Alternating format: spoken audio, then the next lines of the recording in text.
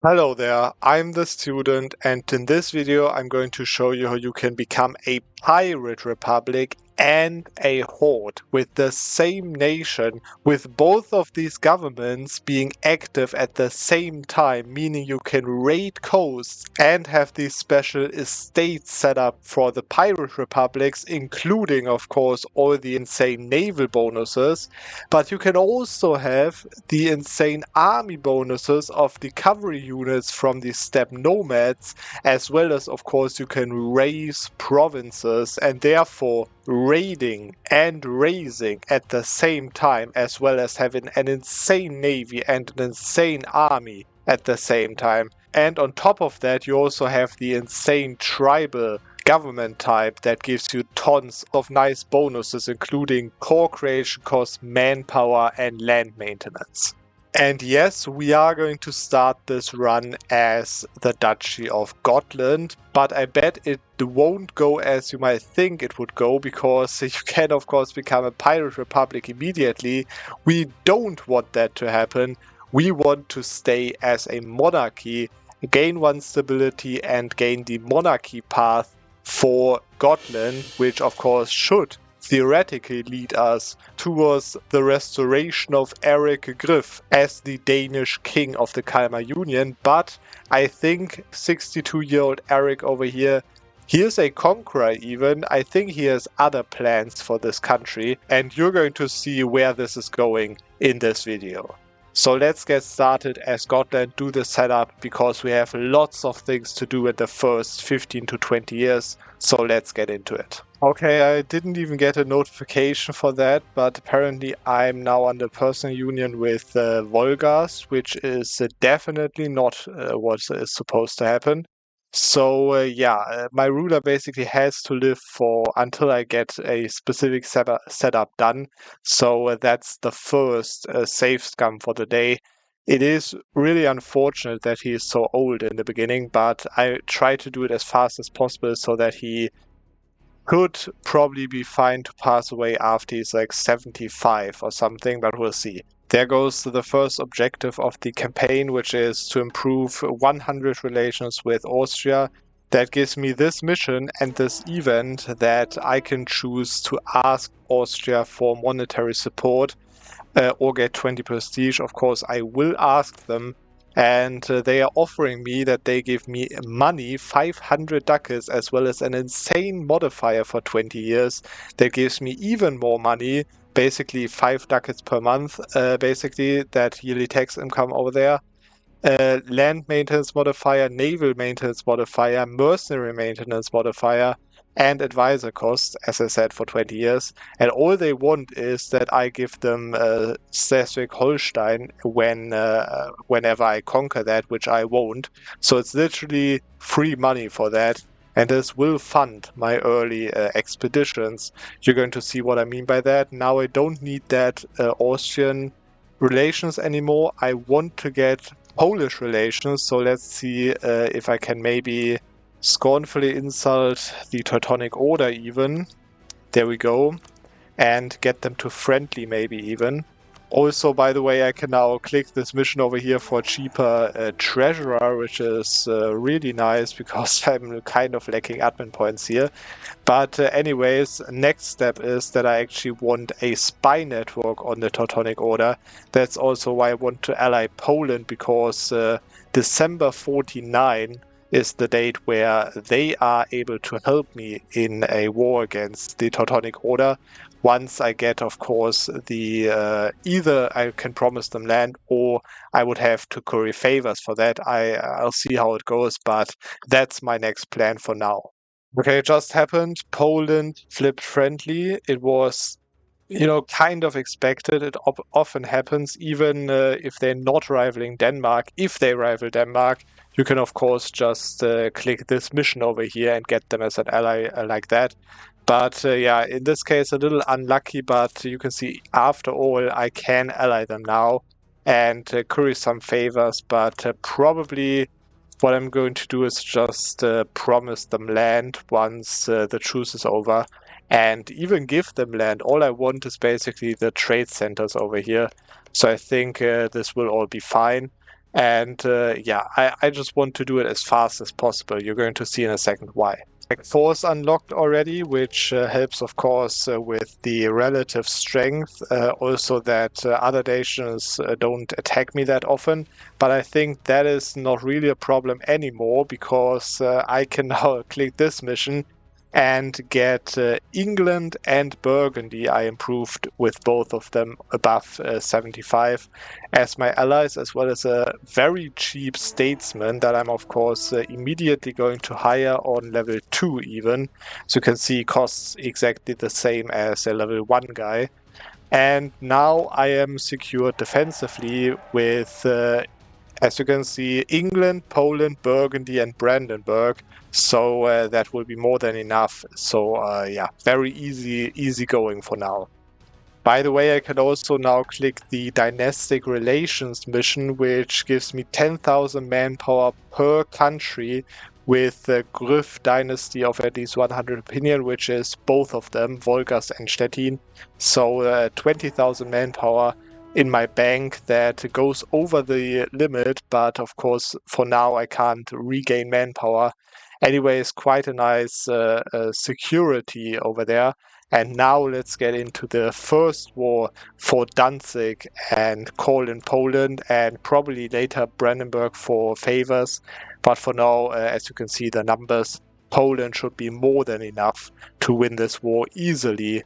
And I've of course marked all of these provinces that I want to take as provinces of interest, so hopefully I will get all of them. I finished the war, and sadly I can't get to Ösel province, so yeah, I have to take the province in a separate piece. But yeah, there we go, just like that, because I need that province more than anything else from the Livonian Order. And you're catching that live. That is the next save scum. What I was going to say is that I want to take the Ösel province, and whatever else I can take from them doesn't really matter that much. Just that province is what matters really. And from the Teutonic Order, I want to take all of these 3 very valuable provinces, honestly, just for my own strength to do what I want to do later in the game, with a little bit more financial support in the background.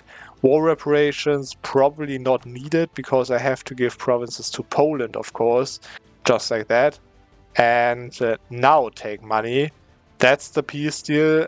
Everyone is happy, no problem with that. And there we go. I can even concentrate this one province, and as my capital was occupied, sadly, which was very unlucky, honestly. But yeah, that means that my war exhaustion is at 18, so I have to basically spend my entire Diplo points now to reduce that at least a little. But you can see even then it takes me way longer than normally to core all of these provinces. I don't want to core Ösel because I want to release Estonia as a vassal in there. There we go.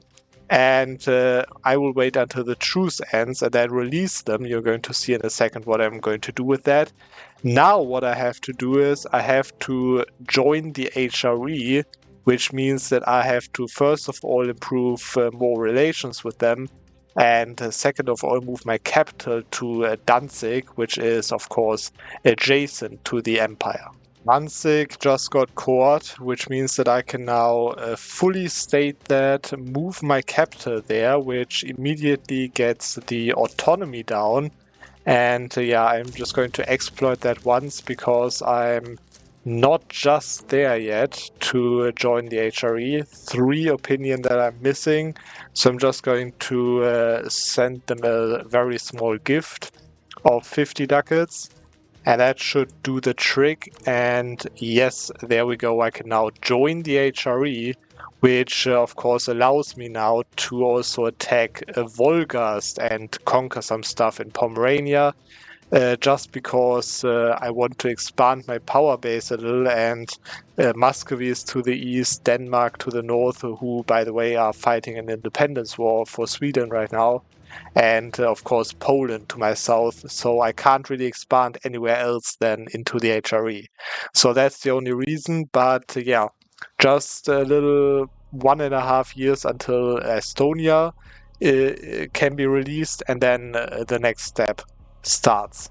There goes the war with Wolgast, and I will call only Burgundy in because I want my share of especially prestige from that war, and prestige is of course shared as part of the war participation, so I don't want Poland do all the things in this war. So there we go, war against Wolgast, and after that the thing with Estonia, because sadly I can't do it right now, as I have too low prestige compared to their prestige. So yeah, I have to farm some prestige first, and of course also take some land. There we go. Third save scum so far. Number 4. Number 5. Let me tell you, this is kind of getting out of hand right now. Very shortly after each other. I think he was like 81 or something. So I have 9 more years, because if he hits 90 years old, then he will basically die every day. So yeah, I have 9 more years to get this problem solved. So yeah, we're going to see in a second when I'm back. So now I can finally do the actual trick. As I said, I wanted to do that way earlier. So now he's already 80 years old, which basically means that he on average dies at least once per year. So that's not ideal at all. If he's in his 70s still, the death chance is way lower. So if you play this, I would recommend you to try do that like 5 years earlier. Because what I want to do right now is, first of all, piece Wolgast out, take all of their provinces, gain an additional 3.2 prestige, as well as some money. There we go. And now what I want to do is, I want to release the nation of Estonia. Probably want to, yeah, they will deal with the rebels anyways. So I want to release the nation of Estonia, but not just like that. I want to do a special thing before I want to release them, which is that I want to place a relative of my dynasty on their throne. So there we go. And what that means is that they not only get a new dynasty king, but also a 0 years old heir that has a weak claim. As you can see, he has a claim strength of below 15, and it increases 0.1 per month. But what I want to do is, now I want to break the vassalization with them, but of course don't want to take the 200 relations hit, so I can just enable and disable scuddage. Now, as you can see, as I'm breaking them, no relation hit will occur. So there we go. They are now completely independent. And what I can do now is, once I wait 1 more month, I can claim their throne. So just like that, I can claim their throne because they have a weak claimed heir. They have less prestige. That's why I had to do the prestige farming before. So yeah, without that, I would be able to do that a few years earlier. So I can now claim their throne, and that means that I have now a restoration of union, or a claim on throne CB, which means that I can make them a personal union. Of course, I still have a truce, but that will of course be done in 5 years. And that's exactly what I'm going to do right now. I'll have to hope that I don't have to save scum too often within those 5 years, because my ruler has to live until I get that union. So we're going to see how that goes. Otherwise, Muscovy would probably try to declare on them, but they don't have a claim yet, and they are still involved in this independence war. And Livonia can declare war on them, but if that happens, I'm just going to offer them condottieri and let them win that war on their own. So I think that shouldn't be a big problem. We'll see in 5 years, or of course when another save scum happens. Just 1 month later, he died again. This is really, honestly, this is unlucky. I think the yearly death chance is around like the expected death 1 per year. So yeah, whatever, I'm just going to save scum. I'll tell you in the end how many save scum it took until these 5 years are over. I finally made it. As you can see, also the Renaissance is there, but also the truce with Estonia is over, and no one declared on them, as only Riga has a claim on them right now. Now, let me tell you, man, my ruler, Eric Griff, actually died like 20 times in this 5-year period.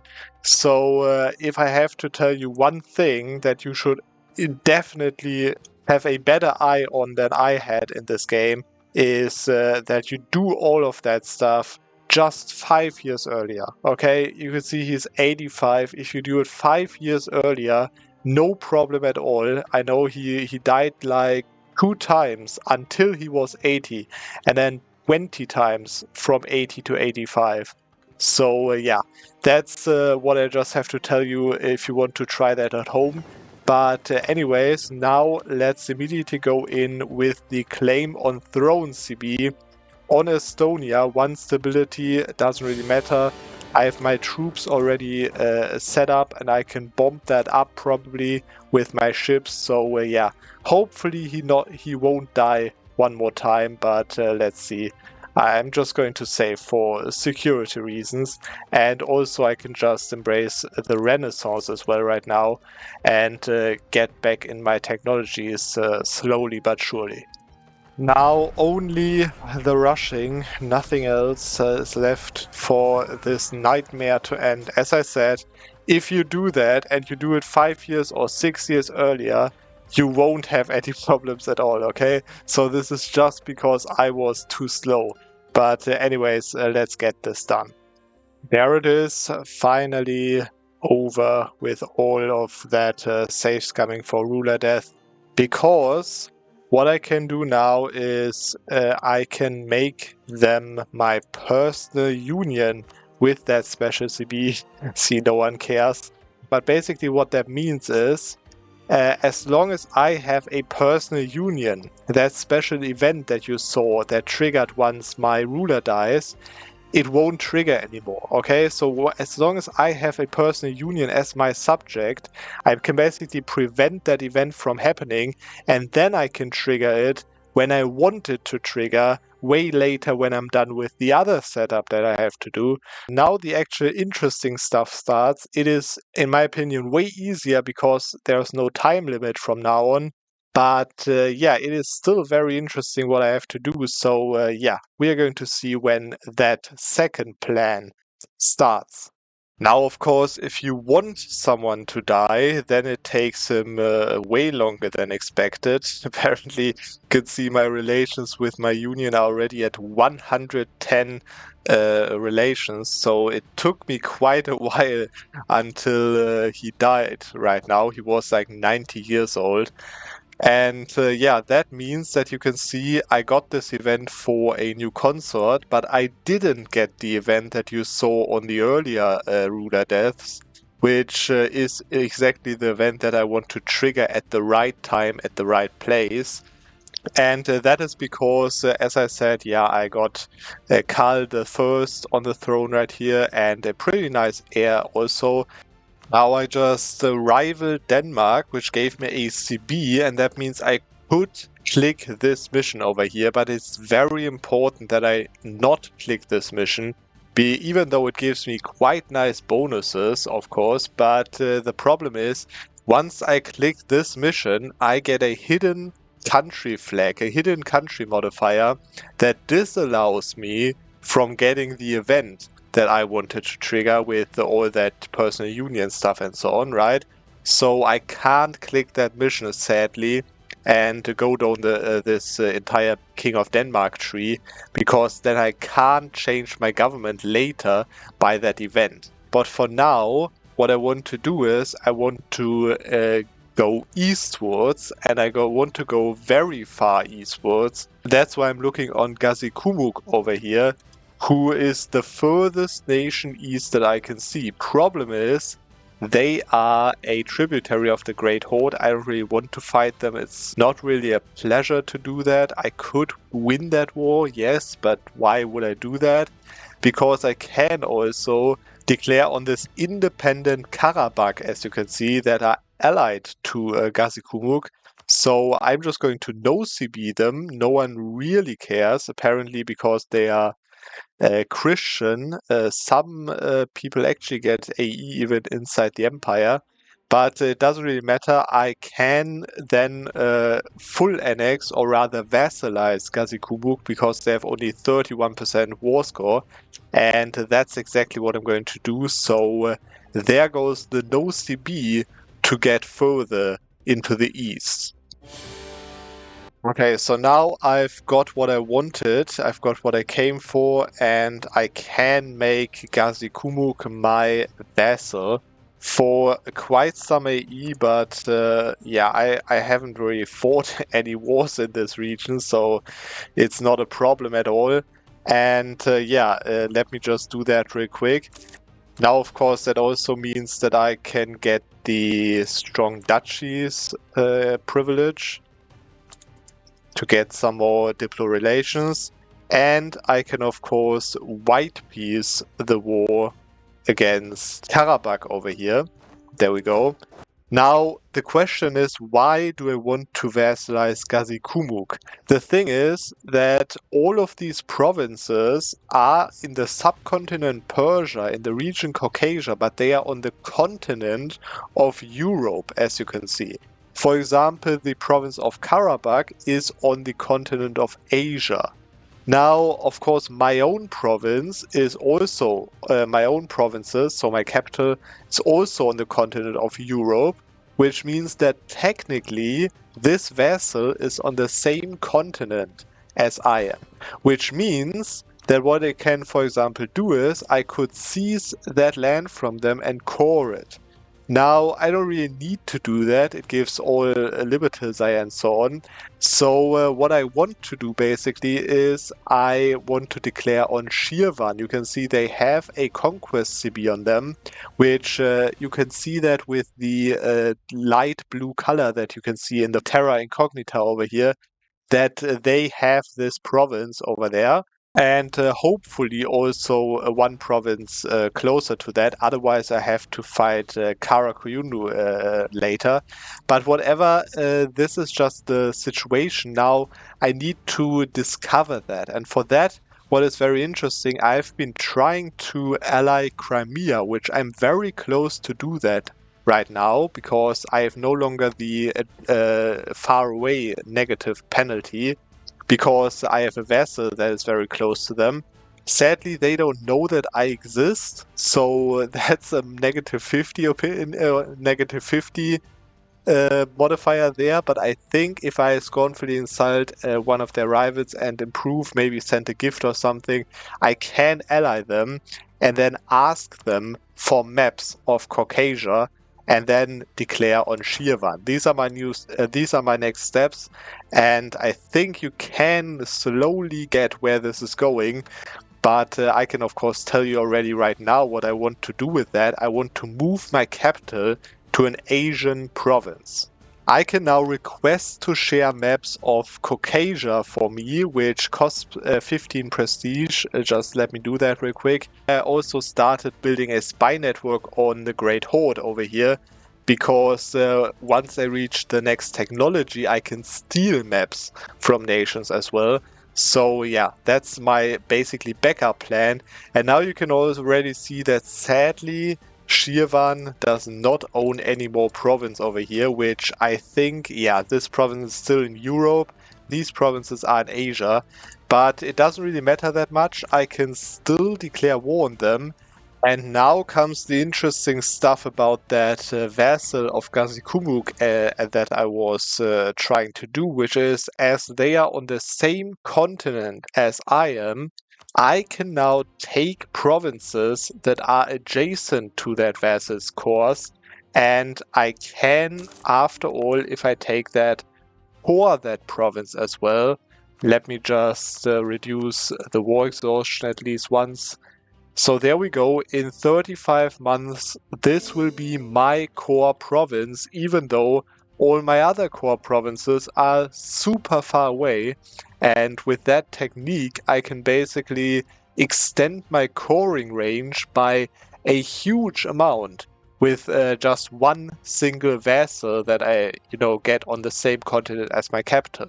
And now I'm going to do the same thing with Asia. So I'm going to get myself a province on the Asian continent. So one of these provinces over here that I now border, I can attack Karakoyunlu. You can see the Ottomans are guaranteeing them, but they won't join.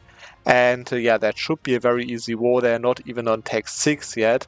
So then I can core that province, because I will have an adjacent core province, of course, on my own. So I can core any province adjacent to that. And then I can move my capital to Shirvan, which of course means that I have my capital on the Asian continent. And that means that I can do the same thing with that I did with Gazigumuk, with some Asian guy somewhere around in this region. And I will get maps by stealing them from the Great Horde, and of course by requesting them from Crimea. So that will be my next task, and we're going to see how that goes. There go the maps of Central Asia from the Great Horde, and that's a huge chunk that I just discovered, as you can see, all up until Chagatai. Yerevan just got cored, as you can see, now my full core, which means that once I state it, I can move my capital there. Of course, I have to leave the HRE for that, but yeah, with my alliances, you can see, I think that shouldn't be a problem. Anyways, what I can also do is I can start my golden era, which I will do. There we go, additional morale. And I can also, as you can see, I have one unit standing in the Central Asia region, which means that I can now ask my fellow ally Crimea to give me maps of the Tibet region. And that's also why I wanted to ally a horde, because the Muslim countries, they don't know about Tibet, but the Horde nations, as I said, because of Genghis Khan and so on, they know about Tibet, and they know about the entire region of 24 provinces. So there we go. I now know the entire Tibet region, and let's just see how it looks like over there. It looks like Kham is a tributary of Ming as usual, same as Sarik Yogir. They're actually a vassal of Ming, which is interesting. Tsang has no really big allies, and they are tributary of Tsang, as it seems, and also allied to these guys.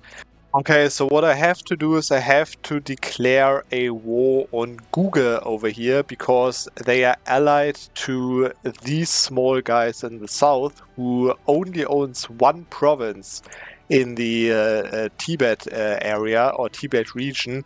So they of course have less than 50% war scores, so I can just vassalize them in that war. And then same, let me just see how much war score they have. I have to co-belligerate Tsang in this war, which gets one of their vassals in as well, but they would join anyway, so it doesn't really matter.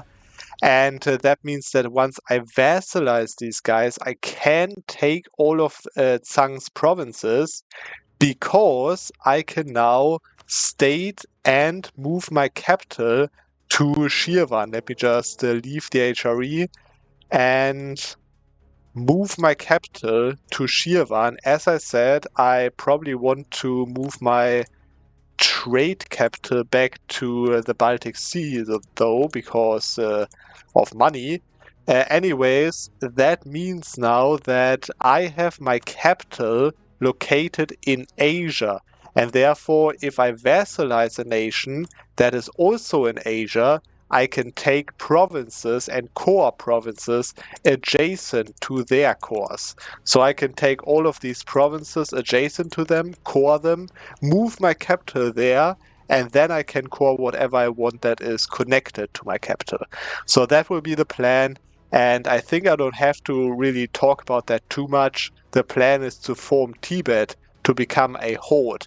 And the next thing you are going to see is how I'm done with the entire setup and I can become a Pirate Horde. There it is, the lost claims of Eric Griff, and yes, that happened because my previous ruler, not this guy, by the way, it's called an emirate because I gained a very special event, but it doesn't really matter. I'm still, as you can see, Catholic and Pomeranian. So the previous ruler died, and that triggered this event over here, which, by the way, he was like the grandson of the original Eric Griff, of course. So yeah, that's that. And I triggered that event now and not on like Eric's ruler death and not on the ruler death of his son, because I abandoned my personal union. As you can see, I have no longer the personal union over Estonia.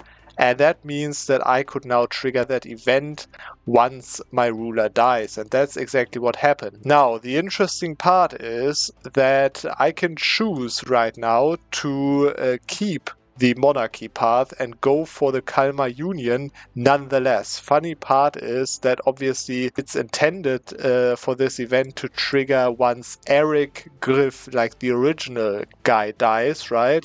So all that it says in this event, it's about the original ruler dying, and now it gives me the same choice that Gotland has at the beginning of the game, which is to keep going for the Kalmar Union monarchy path, or to become a republic and afterwards choose to become a pirate republic or a merchant republic. Okay, now the interesting part is this option over here gives you the ability to become a republic. So you can see I'm a monarchy right now, and once I click this option, I am now a republic already. Now, I also triggered this same event that you also basically get in the beginning of the game to choose between a plutocracy and a pirate republic. Now, if you're going to read all that, you're going to notice that this option over here does not say that I become a republic anymore, because the game assumes that I am a republic already, which I am right now, right? Now, what that means is I can first of all finish my mission now, which I don't care to trigger that event anymore. I already did it. So I gain cores, apparently, as I'm no longer a monarchy, on the Danish stuff. So really nice. But what I can do now is I can form Tibet. And for that, all I need to do is I need to become Tibetan primary culture. So I just have to probably destate one state in Europe. Yes, there we go. And now become Tibetan primary culture. That, of course, allows me now to become Tibet once my religion is Vajrayana. You're going to notice I hold this event this entire time. I won't click it for now, but if you see on the charts, Vajrayana is already my dominant religion, so I can indeed trigger religious rebels. So let me just find a province somewhere. So for example, by letting... Yeah, by the way, I'm getting an election as well, so I can keep this event open as well, I don't care. I can, for example, trigger calm rebels over here, and that of course resets the rebel progress over here, so I can now send a missionary to a Vajrayana province, reduce the autonomy to update the rebels, and wait one more month, and that should now change these rebels. Yes, there we go. To Vajrayana zealots. You can see that I also have a religious turmoil right now, but I'm just going to go for the tolerance path. I really don't care. All I need to do is just to accept the rebels, become Vajrayana religion. There we go. But now I can form Tibetan nation. So there we go. I'm now Tibet. I won't abandon our roots. Why should I?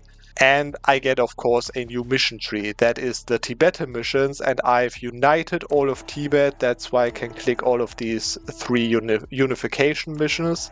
And because I allied Oirat, I can also do the Steppe Politics mission, which triggers an event that lets me become a steppe nomad by choosing one of these two options, which I will obviously choose to take the better of these two rulers, but keep in mind that I still have this election event ongoing here, so yeah, I'm just going to choose them right now to form Kalka, apparently, become a steppe nomad. Keep in mind, I'm still a republic right now, but once I click this mission over here, this event over here, you can see that I'm now a steppe nomad and apparently got a completely random ruler.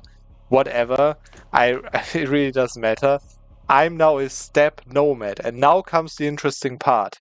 I still have this event ongoing. Yeah, by the way, let me just click this one over here to improve my ruler by 1. Now comes the interesting part. I still have this event open, okay? But it doesn't change me back to a republic.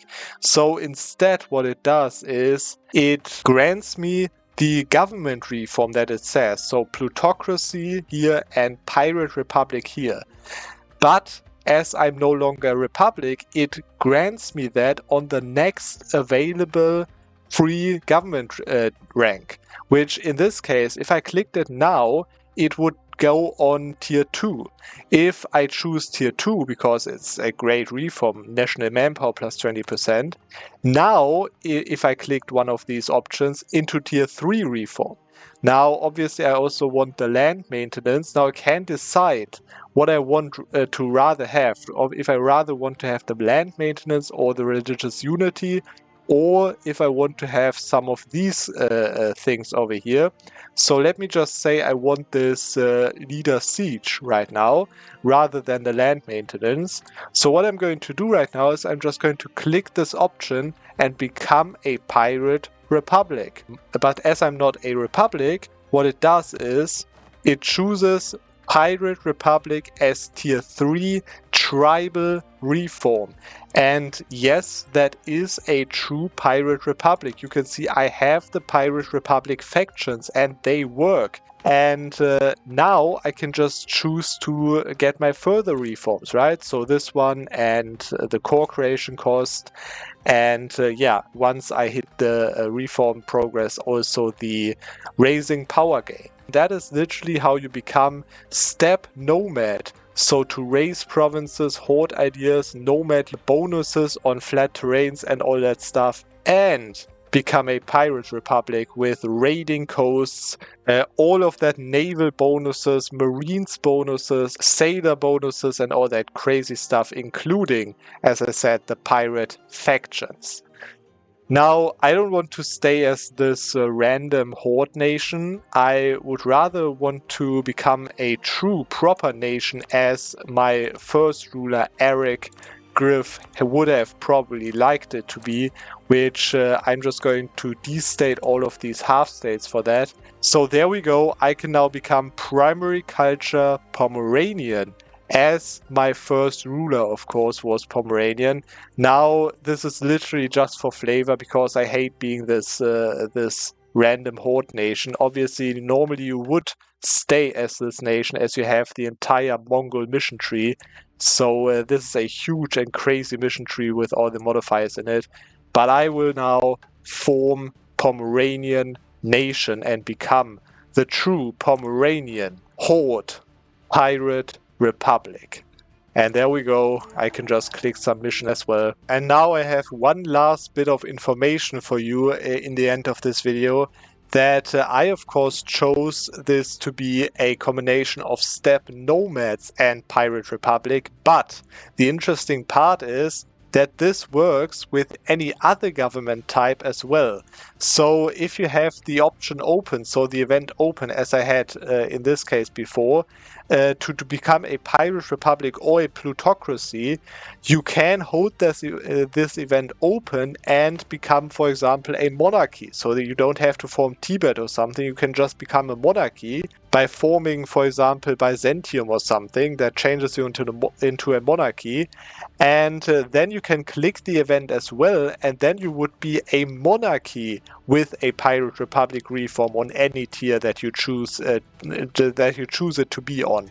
I would recommend in that case to let it be on tier 4, so the religion thing, as I did it in this case as well, because if you choose the Pirate Republic reform on any other tier, then the religious tier is unavailable because the Pirate Republic has exclusive reforms for that tier. So if you want to do that with a monarchy or even with a theocracy, you can also do that with a theocracy, of course, I would recommend you to get the Pirate Republic reform on tier 4 of monarchies and theocracies, and then you can be a monarchy Pirate Republic or a theocracy Pirate Republic.